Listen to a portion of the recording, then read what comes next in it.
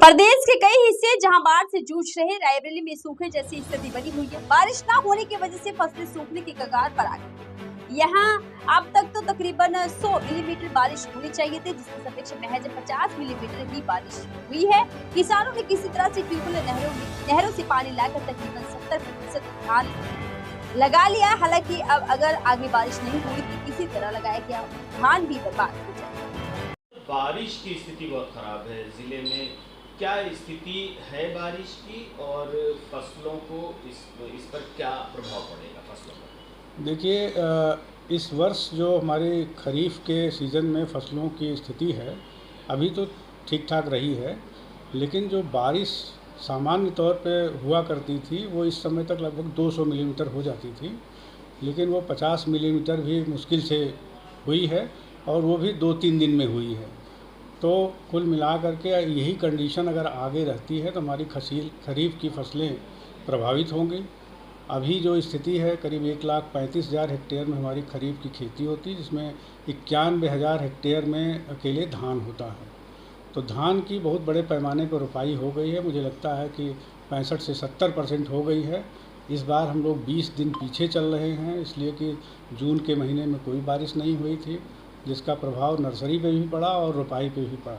लेकिन इधर जो जुलाई में 3 दिन बारिश हुई ठीक ठाक, उसमें अधिक से अधिक लोगों ने कोशिश किया अपनी रोपाई करने की। तो अभी हमें लगता है 70% के आसपास हमारी रोपाई हो गई है।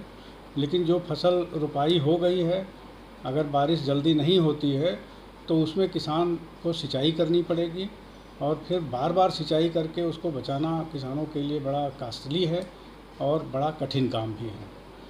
ऐसी परिस्थिति में हम किसान भाइयों को ये सलाह देते हैं कि इतनी पर्याप्त नमी है आपके खेतों में कि इसमें आप अच्छी कीमत वाली, अच्छे गुणवत्ता वाली दलहनी फसलों की खेती जो खरीफ में होती है, उड़द की फसल होती है जो 90 दिन में हो जाती है, मूंग की फसल होती है वो भी 70 से 80 दिन में हो जाती है, ये इन दलहनी फसलों की खेती कर सकते हैं।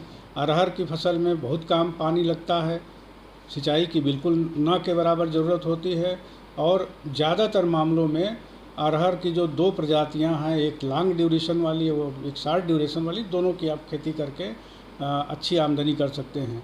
जो किसान भाई तिलहन की खेती करना चाहते हैं ऐसे मौसम में उसकी भी खेती कर सकते हैं। और मिलेट तो रामबाण है इस समय के लिए, बहुत कम अवधि में तमाम मिलेट ऐसे हैं जो 60 से 65 दिन में भी हो जाते हैं। ज्वार बाजरा, रागी, कोदो, कुटकी, इस तरह की फसलें, सामा, इनको आप ले लें। हमारे राजकीय कृषि बीज भंडारों पे इनके निःशुल्क मिनी किट भी अवेलेबल हैं। इनका उपयोग करके आप खाली खेतों में इनकी बुआई करके आप धान से होने वाले नुकसान की भरपाई कर सकते हैं।